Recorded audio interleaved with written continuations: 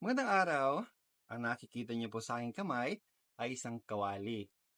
Ang hugis po ng kawali ay pabilog. Ang kawali ginagamit sa pagprito ng isda, karne man o ano paman.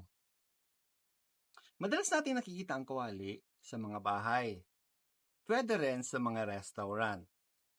Pag ang kawali maitim yung puwet, that's normal. Ibig sabihin, ginagamit madalas ang kawali. Alam nyo ba na may angking gamit ang kawali? Gusto nyo bang malaman? Ang kawali pwedeng pambatok. Sa ano? Pambatok sa kaibigan mong loyal kahit ilang beses nang niloko. Bye-bye! Sana may natutunan kayo.